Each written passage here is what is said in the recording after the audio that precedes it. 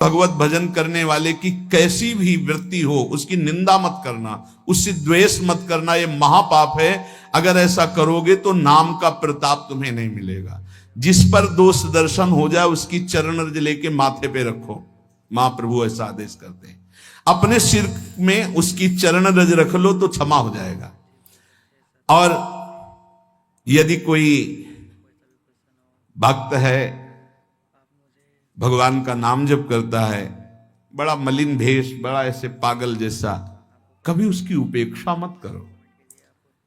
ये वृंदावन है, यहां एक से एक ऐसे तुम्हें विक्षिप्त दिखाई देंगे जो प्रिया प्रीतम में डूबे हुए हैं और बाहरी। हमने कई महापुरुषों के दर्शन किए, एक तो भगवान दास और एक थे कि पेपर का टुकड़ा ही लिए रहते थे। वैसे पेपर का टुकड़ा सामने रखते थे, जहां खड़े तो बस तंबा लगाए, बनियान पहने, पेपर का टुकड़ा। मैं तो बिल्कुल पागल। रोज परिक्रमा लगाते थे, रोज वही पेपर का टुकड़ा, दूसरा नहीं। एक दिन स्वभाव में ऐसे था परिचय बनाना, ऐसे महापुरुषों नजदीक गए, घूम गए पेपर के से, महाराज दंडोत पेपर। और दृढ़ता हुई, हाँ हाँ, क्योंकि पुराने गंगा किनारे के महापुरुषों के हाथ से पले हुए तो पता है सिद्धों की कैसी गति होती है। महाराज बहुत समय से देख रहे हैं, एक ही पेपर का टुकड़ा हो ऐसे, तो थोड़ा हटाइए और कृपा करके देखिए। ऐसे देखा, नशे में आंखें, भागवतिक नशे में घूर्णित नेत्र उनके। क्या बात है, क्या जानना चाहते हो? वह जानना नहीं चाहते, जानना तो ठीक है, लेकिन हम आपके दर्शन करना चाहते थे, ये क्या लीला है। तो उनका जगत से बचने के लिए साधु को कोई न कोई बाहरी ऐसी लीला रखनी चाहिए जिससे आकर्षण ना हो। बस इतना ही जानना था, आप मस्त रहिए। एक महात्मा को देखा 5 जगह से बाल कटे हुए, ट्रांजिस्टर रखा हुआ ऐसे, गोद में ट्रांजिस्टर, तमाल के नीचे यहां जो गोरे दाऊ की कुंज है इसके आगे, जब देखे तब बैठ, कच्चा परिक्रमा मार्ग था। नजदीक बैठ गए, उनका गाना तो सुनते नहीं आप, और बीड़ी पीते नहीं क्योंकि बिना जली लगी, और 5 जगह से बाल, जैसे किसी ने किसी को दंड दिया हो। क्या लीला है? बोले तुम्हें क्या मतलब? मतलब नहीं, पर आपसे पूछ रहे हैं ऐसे। बोले कैसे लगते हैं? तुमका पागल जैसे। बोले इसीलिए। बोले इसीलिए। एक महात्मा 2 ना पत्तल जितने मिलते वो बोरा लिए रहते, उसमें डालते रहते, फिर बिछा देते, फिर डालते रहते। उनका महाराज इसका क्या मतलब है? तो उनका कैसे लग रहे? उनका लग तो ऐसे ही रहे आप जैसे कोई पागल आदमी ऐसे समेटता हो फिर बिखेर देता हो। हर चेष्टाएं महात्माओं की बाहरी पुरुष पकड़ ना पावे, उनकी बाहरी पुरुष पकड़ ना पावे, और स्थिति निरंतर। जब एक दिन उन महात्मा को सोच में पड़े हुए देखा जो बोरा वाले, तो उनका दूर रहना, दूर। तुमका क्यों महाराज जी? दवा लेना अति अनिवार्य है, आपकी हालत खराब। का प्रारब्ध भोग, प्रारब्ध भोग क्षय हो रहा है, दूर जाओ। बात भी मत करो प्रियता की, दूर जाओ। एक बोरा, एक लंगोटी और हाफने कर क्या पहुंचानोगे? कैसे जालोगे? ये वृंदावन है, बहुत होश में। या ऐसा न समझना कि अगले पगले घूम रहे हैं, प्रिया प्रीतम के प्रेम रस में निमग्न है। तो यहां महाप्रभु चैतन्य देव के वचन, जो नाम जापक का अपराध कर देता है, चाहे जितना नाम जप करे, उसके अंदर आनंद नहीं हो सकता। अभेद भक्ति कोई निषेध नहीं है, शास्त्र सम्मत है, क्योंकि समुद्र ही तरंगायमान हुआ है, कोई दूसरा तो है नहीं। पर तरंग में इतनी सामर्थ्य नहीं कि वो समुद्र प्रकट कर दे, समुद्र में ऐसी सामर्थ्य करोड़ों तरंग प्रकट कर दे। तो समुद्र है श्री कृष्ण और तरंग है सब ब्रह्म ऋषि। वो प्रभु का चिंतन करके, जैसे भक्ति सूत्र में लिखा हुआ है, देवर्षि नारद जी ने कहा है, तस्मित् तज्जने भेदा भावा। भगवान और भगवान के भक्त में अभेद हो जाता है, अर्थात जो भगवान वही भक्त हो जाता है। जानत तुम्हें तुम्हें हो जाए, सिद्धांत सिद्धांत है। ब्रह्मविद ब्रह्म भी भवति, वेदांत दर्शन में है। पर यह नहीं हुआ कि तरंग समुद्र को प्रकट कर दे, ऐसा नहीं हो सकता। समुद्र में प्रकट हुई और समुद्र में लय हो गई तो अब समुद्र हो गई वो, पर तरंग की सत्ता नहीं कि वो समुद्र प्रकट कर दे। समुद्र में ऐसी लाखों तरंगें होती। ऐसा महाप्रभु चैतन्य देव ने बताया कि भगवान शंकराचार्य जी ने ही ये लिखा है। तो उनका ये तो आचार्य का विनोद है। अच्छा, ये आचार्य का विनोद है, और ये आचार्य का विनोद नहीं है जो आप निर्विशेष ब्रह्म की बात कर रहे हैं। भगवान, फिर मैं अपनी बात को दोहराता हूं कि ये संसार से जो बहुत बुद्धिमान हैं, उनकी बुद्धि को घिसने के लिए ये बना हुआ है वेदांत, घिस घिस के सूक्ष्म करने के लिए। और जिस समय वो थक जाएंगे तो फिर हरीश शरणम ही निकलेगा, हरीश शरणम।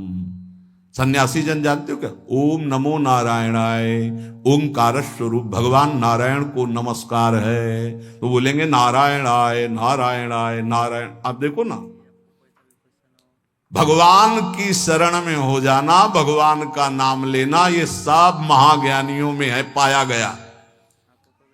हृदय की शांति देखो, सामने श्री प्रबोधानंद जी जो प्रकाशानंद जी के रूप में उनसे कह रहे हैं, हृदय की शांति हुई। श्रद्धावान लभते ज्ञानम तत्परा संयतेन्द्रिया ज्ञानम लब्ध्वा परम शांति मचरेणादि गच्छति। परम ज्ञानी हो क्या शांति हुई आपको?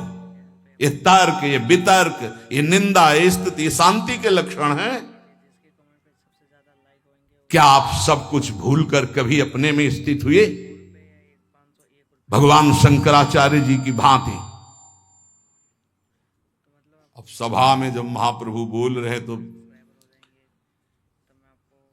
तुम्हें हम सुनाते हैं भगवान शंकराचार्य जी ने क्या कहा। मत्स्यादिभिरवतारैरवतारवता सदा वसुधाम परमेश्वर परिपाल्यो भवता भवतापभीतो हम। आद्य गुरु भगवान शंकराचार्य जी बोल रहे हैं कि आप जैसे मत्स्य आदि अवतार धारण करके पृथ्वी की रक्षा करते हैं, भक्तों की रक्षा करते हैं, तो हे श्री कृष्ण, संसार ताप से संतप्त हुआ मैं आपकी शरण में आया हूं। आप सच्चे हृदय से मैं कह रहा हूं कि मेरी रक्षा कर लीजिए। ये क्या है?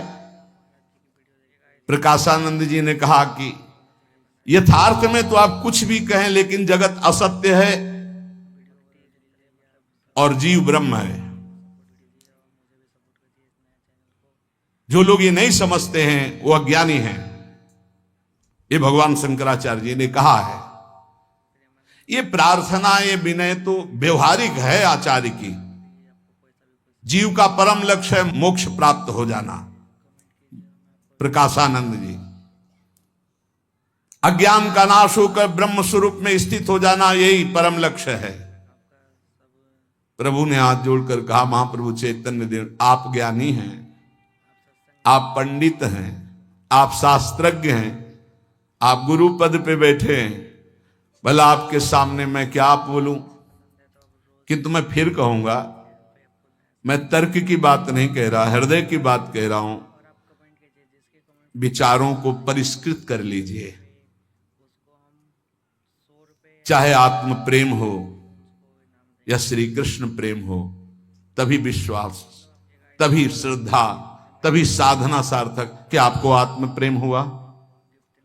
यदि आत्म प्रेम होता तो आत्मा के सिवा और कौन है? किससे तर्क कर रहे हो? किसकी निंदा की अभी तक? क्या रति की उपलब्धि हुई? आत्मरति? अब भी मान जाओ, प्रेम ही चरम लक्ष्य है। ये वाणी का विषय नहीं है, ये हृदय से होता है। और आपका हृदय अभी आवरण से युक्त है, हम के आवरण से। डॉक्टर के सामने बैठे हो, क्या चलेगा? आप अपने को सिद्ध मानते हैं कि आप प्रेम सिद्धि मिली, जो स्वतः सिद्ध वस्तु है, क्या आपके अंदर जागृत हुई?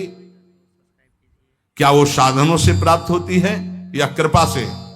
और यदि कृपा से, तो फिर ये तर्क वितर्क मस्तिष्क प्रधान ये क्यों?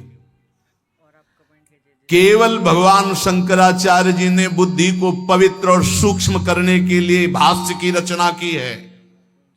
हृदय तो उनका किस प्रेम में स्थित है, आपने देखा है? श्री प्रकाशानंद जी से चैतन्य महाप्रभु कहते हैं। आपको हम बता रहे हैं भगवान शंकराचार्य जी क्या कह रहे हैं। काम्योपासनयार्थयन्त्यनुदिनं किंचित फलम स्वेप्सितम केचिद स्वर्गमथापवर्गमपरे योगादि यज्ञादिभिः अस्माकं यदुनंदनाघ्रियुगल ध्यानावधानार्थिनां किम लोकेन दमेन किम नृपतिना स्वर्गापवर्गैश्च किम। प्रबोध सुधाकर नामक ग्रंथ में आद्य गुरु भगवान शंकराचार्य जी कह रहे, बहुत लोग प्रतिदिन अनेक कामनाओं की प्राप्ति के लिए उपासना करते हैं और मनोवांछित फल पाते हैं। कुछ लोग यज्ञ आदि तपस्या के द्वारा स्वर्ग की प्राप्ति चाहते हैं। बहुत लोग योग आदि ज्ञान के द्वारा मुक्ति की चाह करते हैं। किंतु हमें तो नंदनंदन श्री कृष्ण के पादारविंद के ध्यान में तत्परता पूर्वक संलग्न